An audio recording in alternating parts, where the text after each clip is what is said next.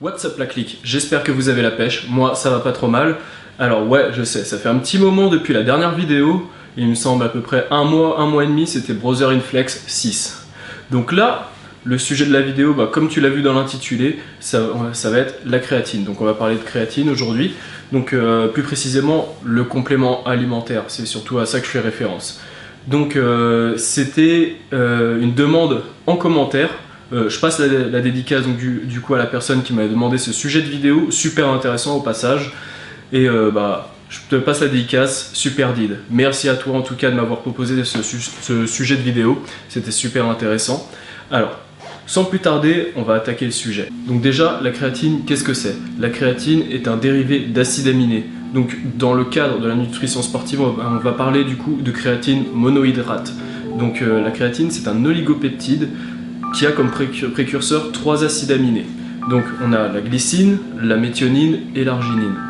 Donc pour pouvoir se créer, on a besoin de ces 3 acides aminés. Selon les recherches, elle servirait à la contraction musculaire et à la libération d'énergie. Elle a été découverte en 1832 par un chimiste français. Attends, juste le nom parce que j'ai pas tout en tête.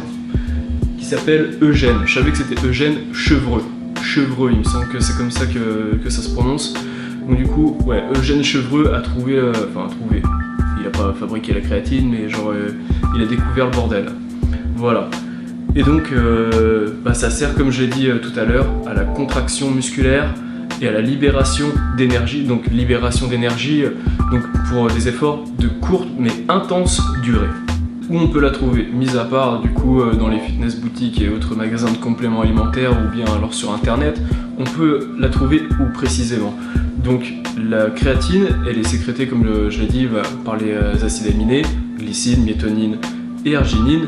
Donc si tu apportes ça dans ton alimentation, tu vas en sécréter dans ton corps. Donc une synthèse qui est dite endogène, si tu as envie de te la jouer un petit peu scientifique. Donc la créatine, on en produit 1 g à 2 g par jour, environ. Ça dépend après si genre tu es un sportif. Si tu es un sportif, donc du coup tu vas en produire plus qu'un sédentaire.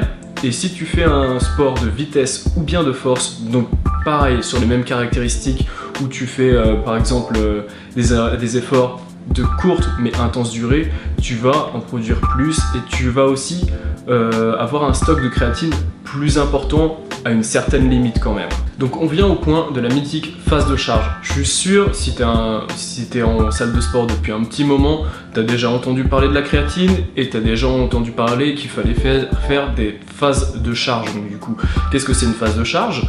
Une phase de charge, c'est quand tu vas consommer 20 g de créatine dans la journée. Donc sur 4 à 5 jours environ. Donc tu fais le calcul, ça fait à peu près 100 g de créatine qui est torchée en même pas une semaine.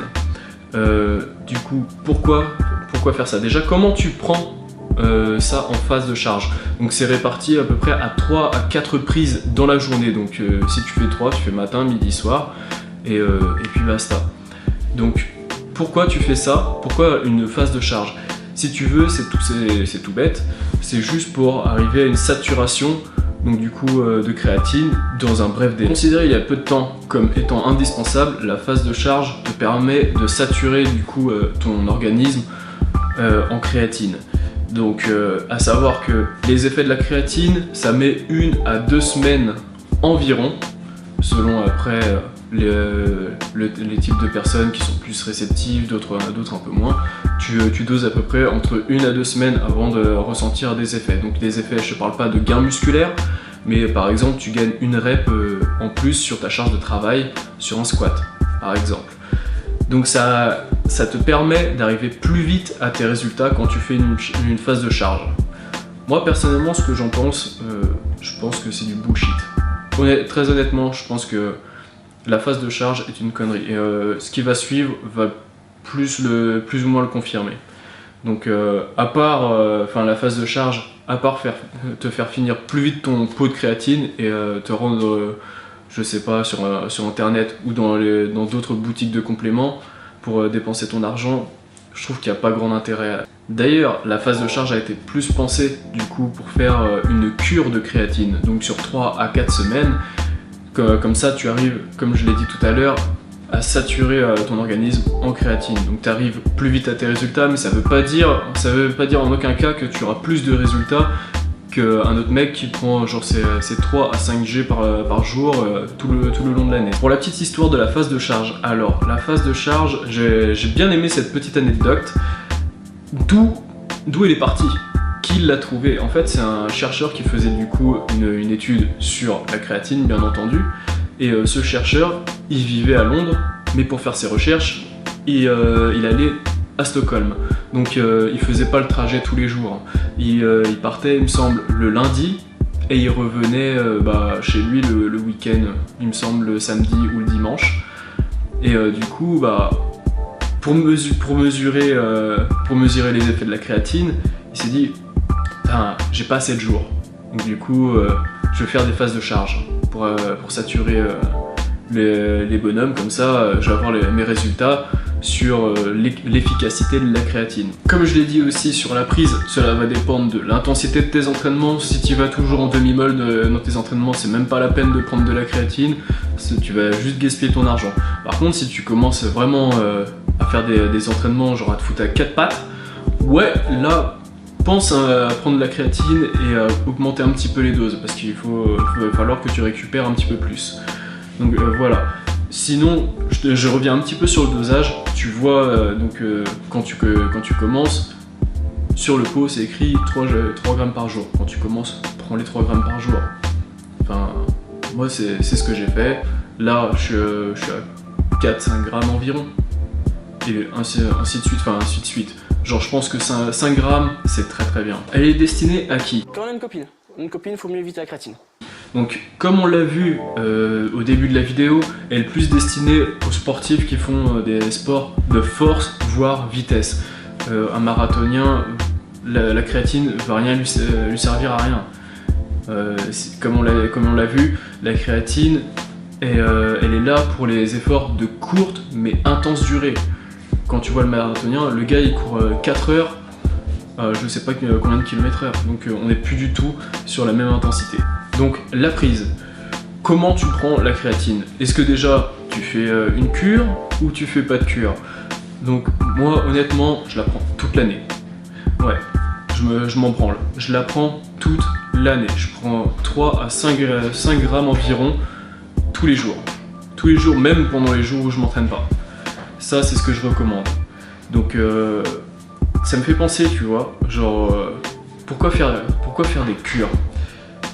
Ouais, là, il y a mes voisins qui rentrent, donc du coup, ça fait un petit peu de bruit, mais ça, c'est pas grave. Donc, pourquoi faire des cures? La créatine, comme on l'a vu, donc, elle est stockée dans nos muscles, elle est stockée aussi dans le cerveau, elle est sécrétée avec, donc du coup, je vais pas te redire les 3 acides aminés. Donc, si elle est sécrétée naturellement dans notre corps, c'est qu'elle a une utilité. Donc pourquoi zapper un truc qui peut te rendre en bonne santé? Je trouve ça débile. Ça me fait penser à un mec, genre y a pas de souci, hein. Si tu regardes cette vidéo, je t'apprécie beaucoup, mais tu m'as fait taper une barre le jour-là, je te jure. Il m'a sorti une de ses shit.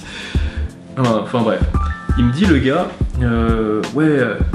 j'ai commencé à prendre des légumes et tout dans mon alimentation, je me sens largement bien. Bah oui, du con, enfin, forcément, t'as les minéraux et puis les vitamines dans des légumes. Pourquoi tu veux pas te sentir bien après ça? C'est complètement débile. Et le mec, il me dit quoi après? Il me dit, ouais, je pense que c'est bien de faire des cures comme ça de légumes verts. Oh putain, mais mec, pourquoi tu veux faire des cures de légumes verts? Putain, mais c'est quoi ces conneries, franchement? J'ai jamais entendu de conneries dit à la seconde. Enfin bref, voilà. Tout ça pour te dire pourquoi faire une cure de quelque chose qui peut te mettre en bonne santé. Tu vois, je sais pas, c'est comme les oméga 3. Si tu veux, je ferai une vidéo sur les oméga à part de celle-ci, sinon on va durer un petit peu trop longtemps. Mais pourquoi faire des cures, des trucs qui sont censés justement faire bien fonctionner ton corps? C'est débile. Donc non, moi je fais pas de cure. En plus, il est recommandé de nos jours de prendre ça tout le long de l'année. Voilà. Et sinon pour la prise, bah comment tu prends ça? Moi personnellement, je la prends juste après l'entraînement. Je prends environ 4, pour ma part, tu prends 4 à 5 grammes juste après l'entraînement. C'est ce que je fais. Maintenant, si tu es débutant, si tu commences à prendre de la créatine, ça fait quelques mois que tu t'entraînes, il n'y a pas de souci, enfin, genre tu prends juste 3G et puis t'es refait. Il y a même donc je me suis appuyé sur le livre de Frédéric Delavier et Michael Gundil sur les compléments alimentaires, et il était recommandé du coup de prendre ça en plusieurs prises, donc à 3 à 4 prises dans la journée. Et tu prends ça aux alentours de tes repas, même avec tes repas idéalement, car si tu veux, dans tes repas, par exemple si tu prends du blanc de poulet, tu aurais des enzymes qui t'aideraient à mieux assimiler la créatine. Donc moi personnellement, je ne l'ai pas fait, voilà, pour question pratique, genre je vais pas penser à prendre mon petit jet de créatine en mangeant mon beefsteak. Personnellement, moi j'y penserais pas du tout, donc je pense ça directement à la scoop dans la bouche, car au moins je suis sûr que ça reste pas dans le shaker. Il y a des fois, tu sais, tu fais ton shaker de whey, je parle de whey là bien entendu, tu bois le truc, et quand tu le dévisses pour le laver, il te reste un petit fond, tu vois, comme ça. Mais genre 5 G de créatine, mais c'est ridicule quoi.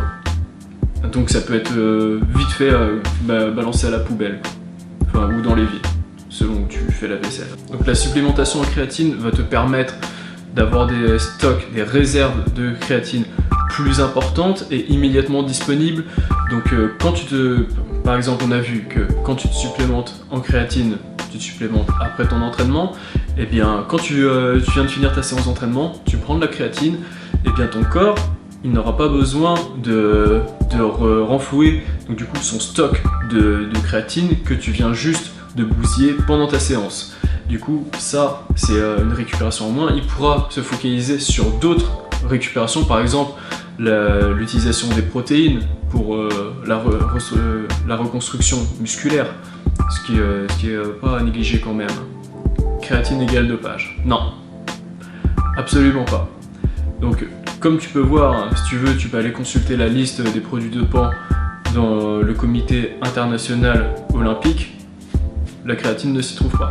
Donc la quantité nécessaire de créatine, sur le dosage, on est de 3 à 10 grammes de créatine par jour.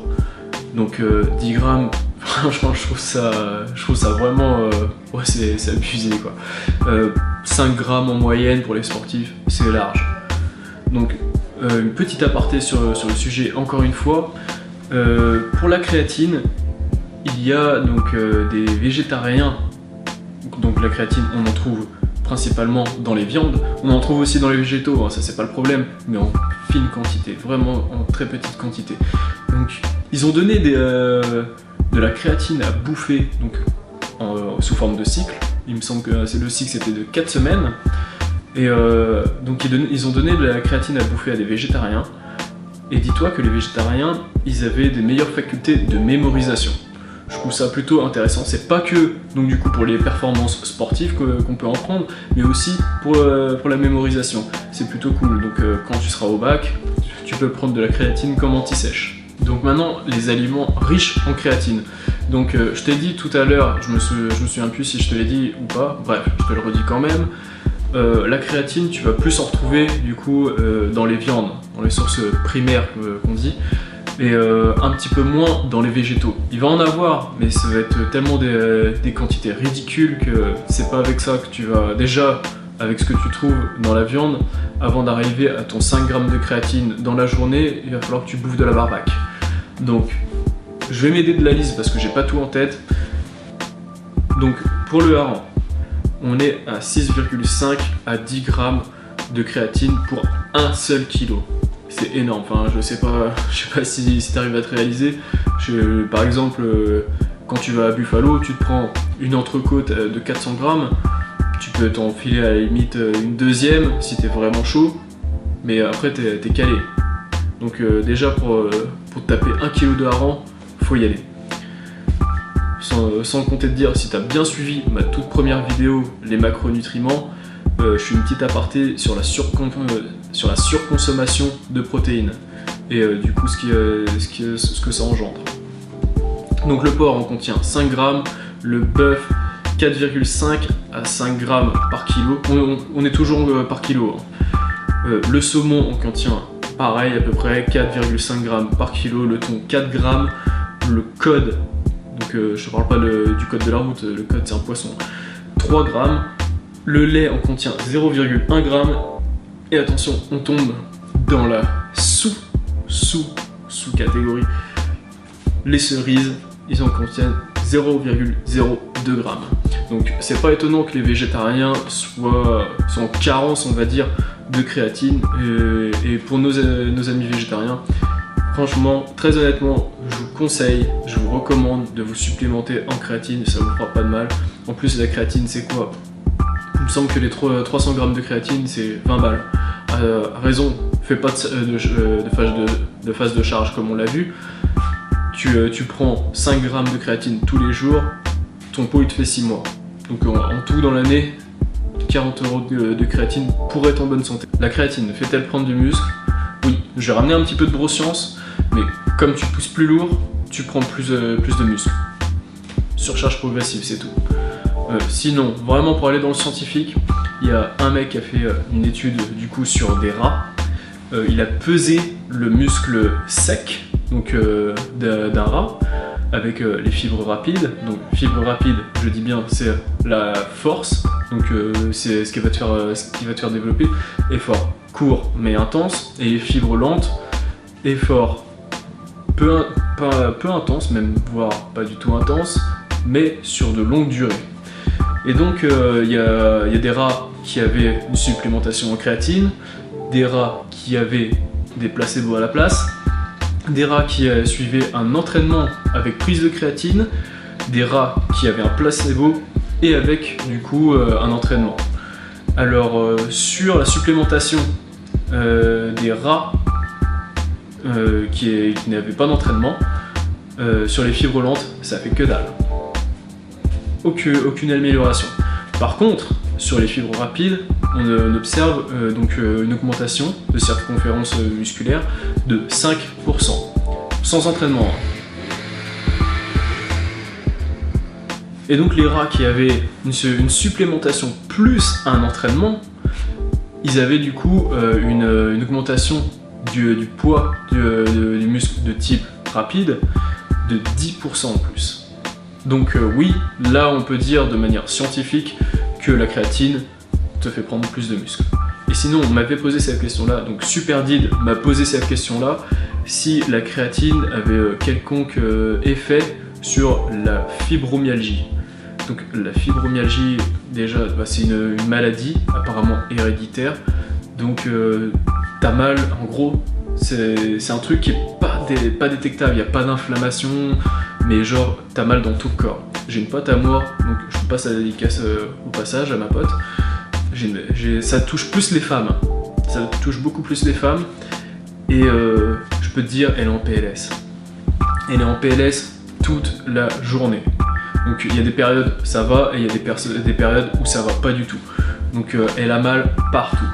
Donc comme ça touche les muscles, et il me semble, si je dis pas de bêtises, les os aussi, en gros, t'as mal mais partout, toute la journée, ça doit être atroce. Franchement, j'imagine pas ce qu'elle doit traverser. J'aimerais pas être à sa place, très honnêtement. Et tout ce que je peux lui dire, c'est bon courage, et puis t'as mon soutien. Sinon, au passage, donc je reviens sur la question. Est-ce que du coup ça entraînerait des fibromyalgies, la prise de créatine? Très honnêtement, j'ai cherché tout ça, je ne pense pas, étant donné que d'après ce que j'ai vu, ce serait héréditaire. Et en plus, ça par contre, j'ai vérifié, il traiterait du coup la fibromyalgie avec de la créatine. Donc à part combattre le feu par le feu, ce qui je pense serait un petit peu bête, non, la créatine ne développerait pas de fibromyalgie. Donc voilà. Après, la créatine ne soignerait pas non plus la fibromyalgie. ça soulagerait pas forcément non plus, c'est juste au niveau musculaire, donc du coup pour avoir un petit peu plus de tonus musculaire. Parce que quand t'es en mode fibromyalgie, mais t'es HS. Ouais, alors la fibromyalgie, la créatine pour la fibromyalgie servirait juste à un gain de force musculaire. Voilà, c'est tout ce que... Donc tu connais le topo, ils ont pris un groupe qui avait un placebo, un groupe qui avait vraiment la supplémentation en créatine, et oui, il y avait un gain musculaire, du coup, un gain de force musculaire pour le groupe qui avait pris, donc du coup, qui était supplémenté en créatine. Voilà. Sinon, je fais un petit point aussi sur ce que tu peux trouver sur le net. Alors, des genres de créatine, des types de créatine, il y en a à tire-larigot. Très honnêtement, je vais t'en citer quelques-uns de tête, hein, je les ai pas tous, mais tu as donc la créatine monohydrate, celle qui est plus répandue, celle que je pense tout le monde connaît. Tu as la glutamine malate, la créatine malate, la créatine pyruvate il me semble, tu as la créatine glutarate, tu as la créatine décanate, tu as la créalcaline. Donc la créalcaline, je l'avais essayé, c'était la créatine en gélule, à raison de... Donc moi sur le truc, j'avais vu qu'il fallait prendre une gélule par 25 kg de poids de corps. Donc 3 gélules en tout, comme je pesais 75 kg. Et très honnêtement, ça m'a fait que dalle. Franchement, ou alors c'était tellement insignifiant que j'en ai même pas mesuré les effets. Très honnêtement, ça m'a fait rien du tout. Donc là, par exemple, je me supplémente vraiment en créatine monohydrate, donc je te dis, hein, je tape la scoop comme ça. Et ouais, là je vois des résultats. Bon, c'est aussi parce que j'ai un bon entraînement, enfin il y a tout un cadre. Si tu prends de la créatine comme avec l'étude des rats, hein, t'as que 5%, donc du coup de gain musculaire en plus si tu prends juste de la créatine sans rien foutre, à condition bien sûr que tu sois débutant. Et sinon ça sert à rien, ça finit juste dans les chiottes, quoi. Donc non, te prends pas la tête. Te prends pas la tête à dire ouais il y a la malade ceci machin. Non mec, prends juste la créatine monohydrate. De toute façon c'est sur ce type de créatine que toutes les études ont été réalisées. Enfin la plupart des études, la majorité je dirais même que les études ont été réalisées. Donc te prends pas la tête, prends juste la créatine monohydrate, ce sera très bien. Tout le reste là, pour moi c'est juste marketing.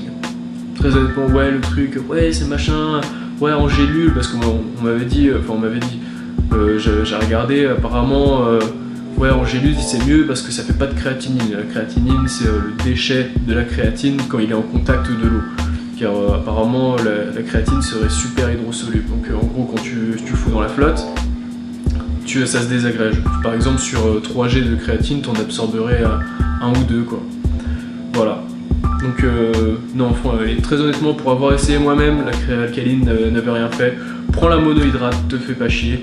Ça en plus elle coûte largement moins cher. Comme je te l'ai dit, hein, toutes les autres c'est juste marketing. Donc reste sur la monohydrate. Donc la vidéo est terminée, j'espère qu'elle t'a plu. Si elle t'a plu, bah, tu connais la démarche, hein. Tu mets un thumbs up si t'as vraiment touché. Si tu veux en parler un petit peu, donc du coup de la créatine, tu commentes en bas. Sur des sujets, sur des points que j'ai abordés ou pas, ou même si c'est pour discuter d'un autre truc, hein. De toute façon je suis ouvert à la conversation. Tu commentes, il n'y a pas de souci. J'espère que Did, le sujet de cette vidéo, t'a plu. En tout cas que j'ai répondu à la plupart de tes questions. Même à toi Did, si tu trouves que tu n'as pas eu assez de réponses, eh bien je ferai un complément du coup de la vidéo dans la description ou même dans l'espace commentaire, il n'y a pas de souci. Je reviens vite fait au rythme de vidéo. Le rythme de vidéo, très honnêtement, les vidéos, j'en fais quand j'en ai envie. Car j'ai envie que ça reste un kiff avant tout. J'ai pas envie d'allumer la caméra comme ça parce que je me dis putain pour lundi il faut que je fasse une vidéo. Non. Parce que de toute façon en plus ça va se ressentir que ça va me faire chier. Donc non. Moi je fais quand j'en ai envie. Donc sur ces bonnes paroles, je vous souhaite à tous une très bonne journée ou une très bonne soirée.